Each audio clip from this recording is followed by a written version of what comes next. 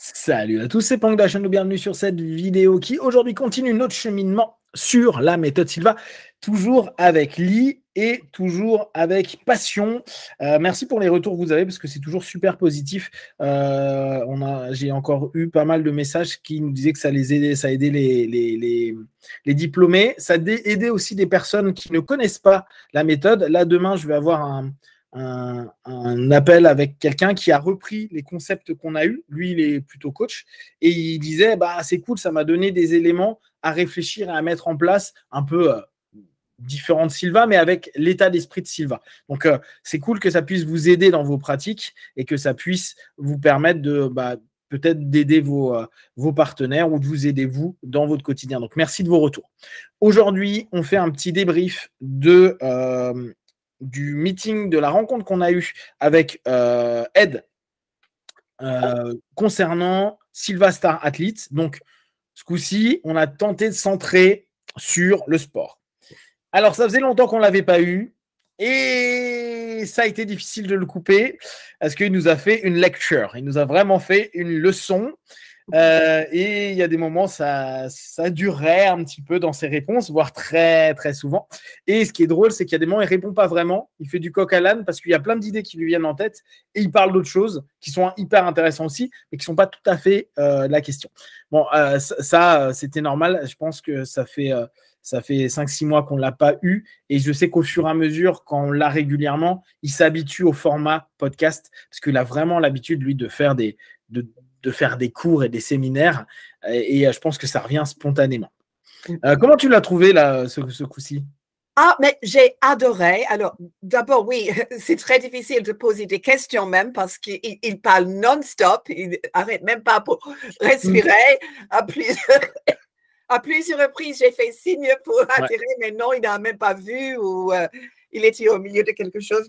Mais ce que je trouve génial, que c'est quand même à son âge et avec aussi, parce qu'il a toujours une santé qui n'est pas terrible, il est toujours tellement enthousiaste et passionné pour la méthode et il adore en parler. Donc, je trouve ça vraiment fabuleux. Et il y avait quelques petits trucs qu'il a dit. Alors, il y a beaucoup de choses que je connais déjà, mais il y avait quelque chose qu'il a dit et ça m'a fait vraiment dire ah oui, je ne savais pas ça, ou ça c'est intéressant, ou j'ai jamais vu comme ça. Donc, il y a des choses quand même à discuter, c'est bien. Ouais. Après, effectivement, il redonne des infos que maintenant, avec moi, soit que j'ai déjà lu, soit que tu m'as déjà expliqué, soit que j'ai dû voir en vidéo, soit que j'ai vu dans les cours même qu'il nous a envoyés. Donc, je commence à avoir pas mal d'infos qui se recoupent, mais je trouve qu'effectivement, il a toujours plein d'idées. Ça, c'est vraiment sympa, qu'il est vraiment passionné par ce cheminement. Alors, l'une des premières choses que j'ai posées comme question, c'était savoir comment ils en sont arrivés à créer cette partie de la méthode Silva. Et c'est intéressant parce que… C'est pour les sportifs, tu veux dire. Oui, pour cette partie, voilà, Silver Star Athlete. Et alors, c'est intéressant parce que au bout du compte, il nous a donné plusieurs infos, mais on ne sait pas réellement l'ambition de départ. C'est-à-dire, j'arrive pas à savoir si José s'est dit à un moment, tiens, c'est quelque chose à faire. Il a juste dit quelque chose que j'ai trouvé intéressant, alors j'ai dû le noter. C'est en gros, il disait, le sport, ce qui est bien, c'est que c'est bien pour la publicité. Et les sales, toucher le business et les ventes, c'est bien pour l'argent. Et j'ai trouvé que c'était intéressant d'un point de vue, comme je vous disais, la méthode Silva a ce côté, je trouve hyper intéressant parce que ça a été certainement un des premiers cheminements de développement personnel. Alors, maintenant, j'utilise de moins en moins le mot développement personnel, je préfère dire de travail sur soi, qui a été développé à si grande échelle. Et de façon aussi professionnelle, dans le sens où je pense que vous commencez à le voir avec, à mesure qu'on partage avec Lee, il y a une vraie structure. Il y a un point névralgique qui est le centre qui était basé à la base à Laredo, je crois que c'est toujours le cas, mais surtout c'était José. Et puis il y avait après, comme vous avez pu voir, les directeurs, vous avez vu les instructeurs, etc., etc. Puis après les diplômes. Il y a vraiment une structure, tout le monde fait la même chose, il y a des règles, il y a des codes, c'est vraiment hyper cadré et ça a été vraiment une façon d'enseigner. Et je trouve là encore quelque chose d'hyper intéressant, cette notion de se dire, il y a toujours un peu de marketing. Et ça, c'est très américain. Et c'est très bien. C'est qu'ils pensent à faire du bien. Et là encore, j'ai adoré quand Ed, je lui ai reposé la question un peu différemment de, mais c'est quoi la motivation de base pour créer cette méthode? Et il dit, mais en fait, ça vient de José et de sa vie, en fait. Le besoin de partager, d'aider, de faire que la connaissance soit connu par le plus de personnes différentes, qu'importe le milieu social, parce que lui, c'était quand même le gamin qui n'est pas allé à l'école, qui nettoyait des chaussures au départ et qui a créé un business. Et j'aime bien dans cette notion-là à dire, c'est du José, en fait, d'aller toucher les sportifs, c'est bien parce que ça aide les sportifs. Et là, on revient sur le côté marketing que je trouve tellement intelligent de dire, ça donne une image, une bonne image, une image de performance. Et là, pour les hypnotistes, vous le savez bien, aujourd'hui, hypnotistes et coachs, vous savez très bien que coacher des athlètes, ça va vous faire de la pub. Et certains hypnos se sont spécialisés sur l'hypnose et le sport parce que coacher une équipe de football, une équipe de rugby, un athlète, quelqu'un qui en plus peut faire les Olympiades ou les championnats du monde, bah pour vous, ça montre la preuve de l'efficience de la technique.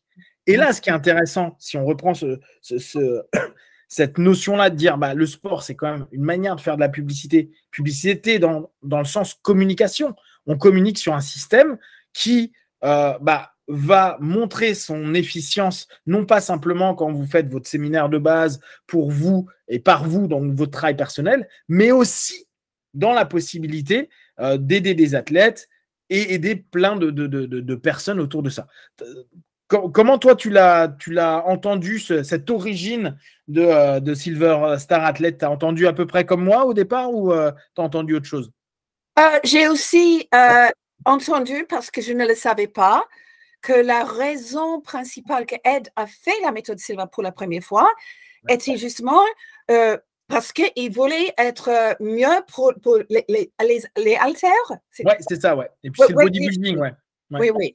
Et, parce qu'à l'époque, il a toujours, on dit français polio en français. Polio, ouais. Oui, oui. Il avait polio et il faisait ça pour maintenir sa force et ses muscles. Et il a fait la méthode Silva. Au départ, ça, c'était le but principal pour mieux faire weightlifting. Donc, ça, je ne savais pas. Donc, il a toujours eu un intérêt de comment enseigner ça pour les sportifs, meilleure performance dans tous les domaines. Et bien sûr, José lui-même était assez sportif, un boxeur, les haltères et tout ça. Donc, si les gens qui écoutent aujourd'hui ont déjà vu on avait l'image de José à l'âge de 70, en montrant ses muscles, c'était impressionnant quand même. Donc, justement, pas que le cerveau et l'esprit, il est vraiment en train de travailler son corps aussi. Exactement. Bah, là, justement, c'est ce que je suis en train de rechercher. Est-ce que je peux faire un partage d'écran, appliquer effet visuel? Alors, je vais appuyer sur un truc, je ne sais pas ce que ça marche. Intégralité de mon écran, ça doit être ça. Ça a l'air de ressembler à ça. Ça me paraît pas mal. Donc là, qu'est-ce qu'il y a? Oui. Donc, présenter mon écran et regarde, c'est ça. Tac. Et voilà, oui, oui, c'était ça. C'est celle-ci. Et effectivement, ouais, il était solide. Hein. Il était solide. Alors attends, il y a une autre, parce qu'il y a autre chose qu'il avait dit, tu sais, sur les mails, là. Il dit que ça a été aidé, notamment la création par ces deux personnes-là, là. Oui. Al et Vera Christensen, qui donc se retrouvaient sur Strength and Health et qui ont aidé apparemment à la base et à la réflexion par rapport à cette partie de la méthode Silva. Donc, c'est intéressant parce qu'il y avait des athlètes quand même derrière, outre le fait, comme tu dis, que José était lui-même quelqu'un qui faisait attention au corps, ancien boxeur, etc. Ça c'est super bien expliqué dans la biographie. Il y a eu des athlètes derrière qui ont aidé, qui ont donné des idées, etc., à ce sujet-là. Et effectivement, c'est vrai que moi, il m'en avait parlé, mais je crois qu'il m'en avait parlé à un moment où j'étais arrivé plus tôt sur la présentation et on avait parlé 10 minutes, un quart d'heure et je crois que je lui avais posé la question, mais comment tu en es arrivé à faire la méthode Silva? Et je crois que tu es arrivé un petit peu après, donc moi, il m'avait déjà donné cette info sur le sport. Donc, cette notion sur la méthode, Ah oui, il y a un élément qu'il avait donné que je trouvais aussi très intéressant. Oui, moi, il y a quelque chose que j'ai trouvé vraiment intéressant et intelligent, et on en avait parlé un petit peu quand vous avez présenté cette partie du cours. C'était de faire en sorte que cette partie de la méthode, donc ce programme, là, Silva Star Athlete, permette de donner aux personnes qui le font, donc des résultats, et de devenir des modèles, des personnes qui sont positives pour la communauté. Alors, je ne pense pas qu'on avait autant insisté dessus, nous, quand on avait présenté Star Athlete, parce que je sais que c'était juste une partie du cours et je crois que je n'ai pas vraiment rebondi dessus. Mais moi, c'est quelque chose que je trouve hyper intéressant et qui correspond complètement à la philosophie de la méthode Silva de façon générale, qui est on doit penser à nous et aux personnes. Et on doit penser constamment à pouvoir aider un maximum de personnes. Tu sais qu'en ce moment, j'écoute la méditation du matin, mais la version en anglais que Ed a enregistré, qu'on a dans nos trucs, là, ils appellent ça Siga Morning, je ne sais plus quoi, là.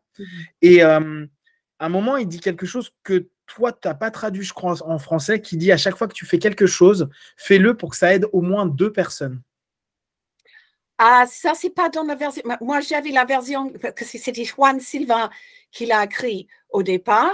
Ouais. Et c'était pas dans la version de Juan, mais peut-être il s'est adapté plus tard. Ah, d'accord. Mais j'ai trouvé que c'était intéressant, tu vois, à chaque fois que tu fais une action, je te l'enverrai, mais tu l'as, mais j'ai trouvé qu'il y avait des petites phases qui est, quand tu fais quelque chose, pense toujours à au moins aider, que ça aide, que ta solution puisse aider au moins 2 personnes. Je trouve qu'on est vraiment dans la philosophie de Silva, et dans Star Athlete, on a vraiment cette notion-là à se dire, on souhaite que l'athlète qui performe puisse être quelqu'un sur lequel les jeunes ou des personnes qui sont dans un besoin, une attente, puissent se référer. Et je trouve que c'est beau parce que dans un monde aujourd'hui sportif qui est basé quand même beaucoup sur le prestige, la reconnaissance et plus ou moins directement l'argent, entendre quelqu'un dire non, mais on va te permettre de performer, mais ce qu'on veut aussi, c'est que tu sois un homme meilleur pour la communauté, pour les enfants qui vont te voir, que tu te tiennes bien, que tu donnes une belle image. Ça, je trouve ça super sain et super pertinent. Je ne sais pas si toi, ça te marque, mais moi, en tant que sportif, je sais tellement comment c'est le monde sportif. Je sais tellement comment les athlètes peuvent être des abrutis profonds à n'être centrés que sur eux. Parce que, clairement, quand on est compétiteur, on est égoïste et égocentré. On ne pense qu'à soi. Oui. Et là, tout d'un coup, ça devient autre chose. Exactement. Ça m'a beaucoup impressionné aussi. Apparemment, c'était quand Ed a voulu prendre les phrases bénéfiques et les adapter effectivement pour les sportifs. Alors, juste comme tu dis, justement, je développe mon esprit pour mieux me servir et mieux servir l'humanité. Alors, comment est-ce que je peux dire que je développe mon compétence sportive pour l'humanité? Et il a demandé ça directement à José, et José a répondu pour être un meilleur modèle pour qu'ils vont me suivre. Et là, je dis, mais c'est chouette. Même quelque chose, comme tu dis, qui est normalement égoïste, tout d'un coup, ça s'ouvre au fait que, oui, on peut rendre service aux autres en étant le meilleur qu'on peut être soi-même dans un sport ou autre chose. Génial, j'ai adoré. Ouais, et tu vois, ça, c'est vraiment à part, parce que pour avoir vu beaucoup de prépa mentale, de coaching, etc., c'est pas quelque chose que tu entends très, très régulièrement. Alors, tu sais qu'il y avait un truc qui m'avait marqué avec les écoles anglo-saxonnes, alors surtout, même je crois les Britanniques font ça. Ils ont un côté dans le sport où souvent, alors moi je connais ça au travers de la lutte américaine, la lutte universitaire, les gars, et on le voit dans les films et les séries d'ailleurs, je suis en train de me dire, mais les gars, une fois qu'ils ont fini la compétition, ils sont obligés de s'habiller en costume. Chose que nous, en France, on n'a pas l'habitude d'avoir. Souvent, les universitaires, les sports universitaires, etc., quand ils ont fini les matchs et qu'ils doivent représenter l'école, l'université, ou qu'ils vont prendre un prix, etc., ils sont obligés par leur coach de porter des tenues civiles, mais vraiment classe. Parce qu'ils veulent montrer, c'est pas la tenue, c'est pas le survêtement de l'académie, quoi. C'est vraiment, ils doivent correctement s'habiller. Et un des coachs que j'entendais en lutte qui disait, mais parce qu'il faut représenter d'une part l'université, mais il faut aussi montrer qu'on crée des athlètes qui vont être des hommes utiles pour la société. Et on revient un petit peu, moi je connais ça dans le monde des arts martiaux, avec l'origine du judo, par exemple, qui est vraiment un art martial le plus pratiqué au monde, hein, clairement. Kano, le fondateur, il disait un truc qui est un peu pareil, et c'est là où je trouve que c'est intéressant, parce que ça se recoupe. C'était, le judo a pour but, bien sûr, bon, la self-défense, etc., mais de faire des hommes plus forts et meilleurs pour la société. Tu vois, on retrouve cette idée de dire, le sport doit permettre un mieux. Et on peut revenir même aux origines grecques, avec l'athlétisme, avec tous ces moments-là, où on estimait que l'homme, le citoyen, l'homme complet, était quelqu'un qui devait connaître les arts, connaître la philosophie. Donc, en général, le philosophe était pluridisciplinaire et devait également faire attention à son corps, être sportif.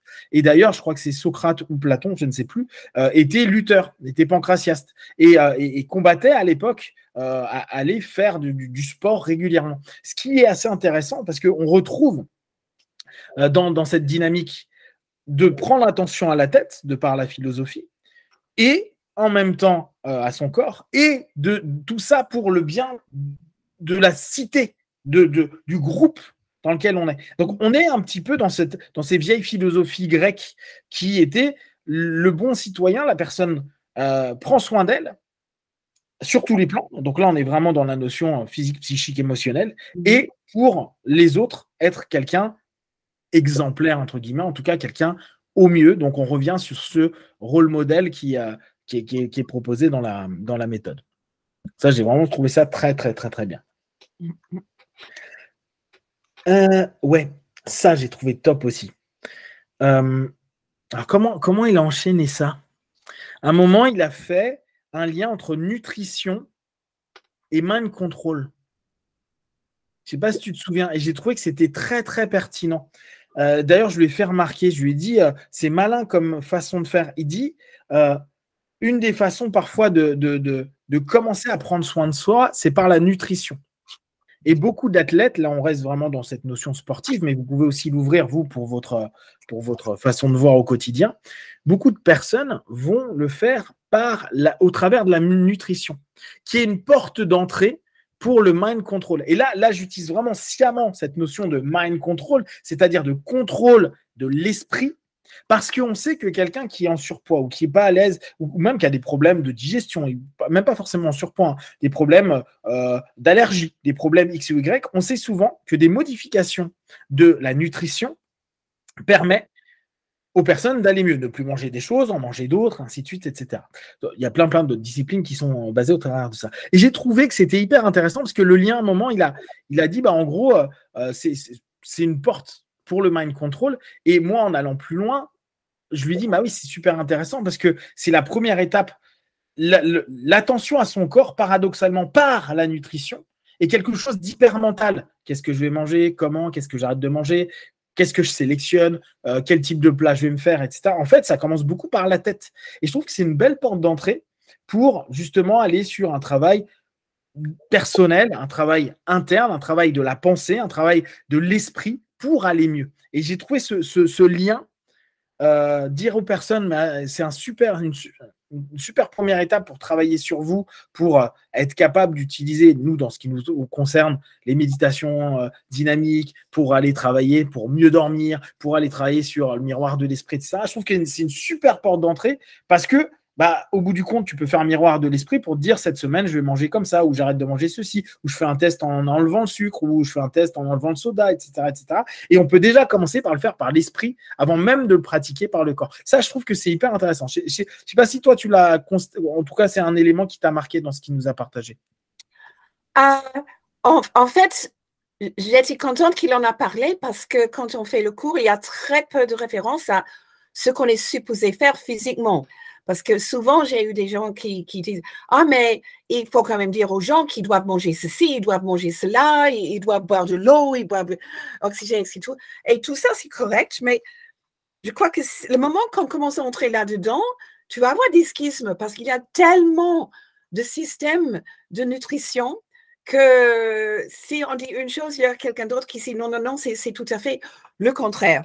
Et je me rappelle une fois que quelqu'un a demandé à José Silva, est-ce qu'il vaut mieux ne pas être un végétarien étant donné blablabla, bla, bla, bla. Et José a dit, mais écoute, je ne sais plus ce qu'il a dit exactement, parce qu'il a dit, écoute, si c'est bien pour toi, vas-y et fais ça pour ton propre corps. Et puis il a dit tout simplement, moi par contre, moi j'aime un bon steak. Mais c'était comme si, justement, mais occupe-toi de ton corps, mais de ta propre façon. Respecte ton corps et tes propres valeurs, parce que nous sommes tous très différents. Bien sûr, bien sûr. Mais c'est ça, sans même forcément rentrer dans dans les guéguerres qu'il peut y avoir. Effectivement, tu as complètement raison. Dans la nutrition en termes de discipline, tu sais que c'est tellement différent. Et en plus, si tu es sportif, pas sportif, quel type de sport tu fais, quoi. Tu vois, il y a plein d'éléments qui rentrent en compte. Et effectivement, je trouve que c'est intéressant de dire, à partir du moment où vous vous interrogez sur l'alimentation que vous voulez avoir, je ne parle même pas de savoir quelle doctrine vous allez prendre alimentaire, vous allez prendre, est-ce que je vais être vegan, végétarien, est-ce que je vais faire, je sais pas, du jeûne intermittent, etc. On s'en fiche. L'idée, c'est déjà une preuve que vous êtes dans un début de cheminement qui part de votre tête. La question amène cette porte et cette ouverture pour travailler sur soi et après avec des techniques qui complètent cette notion-là. C'est plus dans cette notion de liant que j'ai trouvé que c'était intéressant et sans forcément dire il y a une diète à suivre spécifique. Bien que pour le sportif, notamment pour certains types de disciplines, il y a des diètes à suivre, mais là encore, et je pense que tu as complètement raison, ça dépend de l'athlète, ça dépend de comment. Il y en a qui ont des assimilations rapides, d'autres lentes. Il y en a qui ont besoin de plus de glucides à certains moments, de glucose. Il y en a qui en ont besoin de moins parce qu'ils stockent plus, etc., etc. Ça, c'est à voir avec un diététicien spécialisé pour vous à un moment donné. Et là, c'est un peu autre chose. Si tu as des éléments, toi, qui te reviennent en tête que tu as envie de partager, n'hésite pas. Là, moi, je reprends un peu le listing des éléments qui m'ont trouvé. Alors, un des toutes premières choses qu'il a mentionné, c'était quand il disait qu'il a écouté José qui n'avait pas présenté un cours de base depuis 10 ans et que lui-même, il entendait des choses qu'il n'avait jamais entendues ou osé dire auparavant. Et il a cité, et ça m'a fait ding, il a cité justement, imagine, justement, par exemple, que, c'était quoi? Que vous pouvez travailler sur quelque chose aussi simple qu'un meilleur sommeil. Mais imagine, il y a un 3 duplicats dans une autre dimension qui, justement, peut dormir d'une certaine façon. Et j'ai pensé tout de suite, mais tiens, voilà, justement, la graine de Bert Goldman, jumping, tout là. J'ai jamais entendu parler de ça de José Silva auparavant, qu'il parle entre nous dans une autre dimension. Je dis, tiens, tout était déjà là dès le départ, mais c'était juste des petites graines. Et après, on a, Bert, je ne sais pas s'il était là à ce moment-là, il a entendu ça, peut-être c'était ça qui lui a commencé à, qui sait comment c'était. C'est vrai, je me suis fait la même réflexion. Je me suis dit, tiens, ça ressemble à du quantum jumping. Ouais. Oui. Exactement. Ouais. Mais sur le début, tu vois, il a dit des trucs intéressants. Ouais, tu vois, c'est le premier truc que j'ai mis. Pense à une personne que tu es dans une autre dimension. Toi, c'est la première phrase que j'ai mis. Et après, il faisait des comparaisons avec le premier exercice du 3-0-3, c'est la maison. Le premier exercice du 1-0-1, c'est ouvrir la porte. Et il expliquait qu'il y avait des liens entre. C'est ce qu'on avait tenté de nous faire quand on décryptait tout un à un. Vous montrer à quel point il y a des liens entre le premier jour de cours et le 3e jour de cours. Et dans le premier exercice du 1-0-1, on parle de porte. Pour 3-0-3, on vous amène à la maison et donc ouvrir quelque chose de nouveau. Et le principe de porte étant un élément, une métaphore hyper importante utilisée par José. Ça, c'est intéressant. Pour nous qui aimons aller dans le cœur de pourquoi il a écrit ça, etc., cette analogie à la maison, c'est vrai qu'elle est souvent et fréquemment partagée. Et la porte est quelque chose d'intéressant, que ce soit la porte de l'esprit, la porte du corps, la porte des possibilités, la porte de plein de choses. Donc la notion de porte, en fait, prend énormément de sens dans la méthode à ce moment-là. Oui, alors, ouais.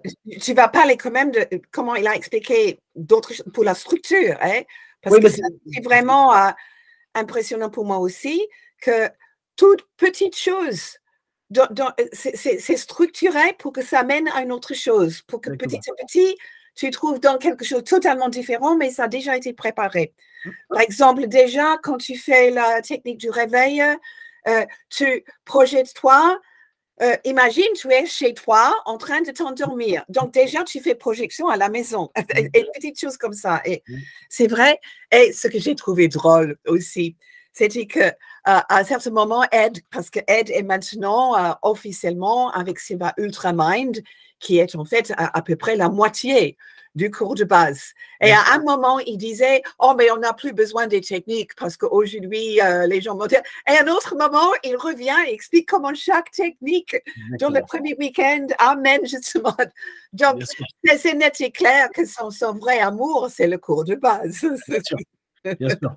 Mais bon, là il n'a plus le droit ou je ne sais pas quoi de l'utiliser. Et c'est vrai qu'il nous a expliqué, en fait, il nous explique des petits détails à chaque fois. Il nous dit ça amène à ça, qui emmène à ça. Et c'est ce qu'on a tenté de vous montrer je pense, c'est dans les vidéos 10, 15, parce que maintenant on en a une centaine. C'est ce qu'on essayait avec le cours de vous montrer qu'il y a des liens entre chaque chose, que si c'est fait à ce moment-là, c'est qu'il y a une raison et que c'est, pour les hypnos, c'est un seeding. On est en train d'implanter les graines pour les faire pousser, pour vous permettre pour permettre à l'apprenant qu'il n'y ait pas, on revient toujours sur le même truc, de résistance, de peur, d'angoisse par rapport à quelque chose de nouveau. Donc en fait, dans la méthode, dans la manière dont c'est structuré, il n'y a jamais vraiment quelque chose de nouveau. Il n'y a que une suite sémantique qui amène ou qui a déjà initié l'idée et qui est déjà acceptée parce que au pire, tu aurais posé la question un peu avant. Et donc, au moment où on va dire, maintenant, tu vas te projeter dans quelque chose, tu pourrais dire, mais je suis incapable de me projeter nulle part. Ah, mais si, on t'avait dit de te projeter dans ta chambre le soir avec ton horloge. Ah oui, c'est vrai, donc tu y arrives. Oui, donc en fait, on fait, techniquement, c'est tellement bon. On fait que valider. Et c'est de l'hypnose, on vous l'avait dit, de l'hypnose conversationnelle.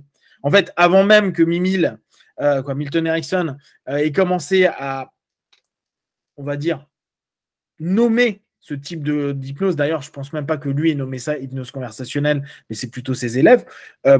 L'hypnose conversationnelle a toujours été là. C'est la structuration qui amène à déjà préparer, anticiper, vivre.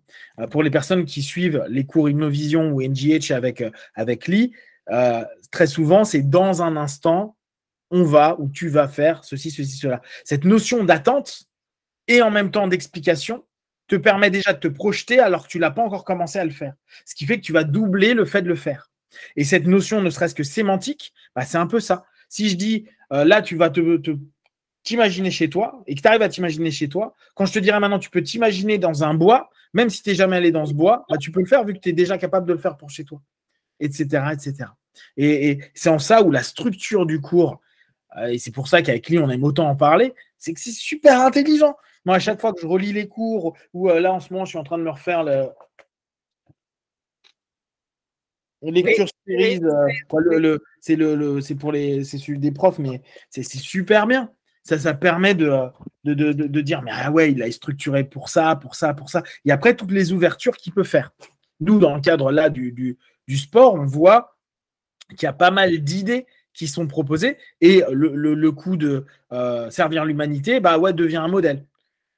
Après, c'est des adaptations, mais le tout reste toujours sur le BLS, c'est-à-dire la base de la méthode. Donc, je regarde 29 minutes. On va, dans un premier temps, s'arrêter là. On a encore des trucs à voir. Notamment, on va revenir sur la zone où tu avais complètement raison. On va reparler un petit peu de tout ça. Bien sûr, si vous avez des questions et des remarques déjà sur tous ces éléments, si vous voulez nous partager vos opinions, vous n'hésitez pas sur Facebook, YouTube, on y répondra le plus rapidement possible. Comme d'habitude, de tout ce qu'on propose, ne prenez que ce qui est bon et juste pour vous. Testez, observez, analysez et concluez. Et nous, à tout de suite.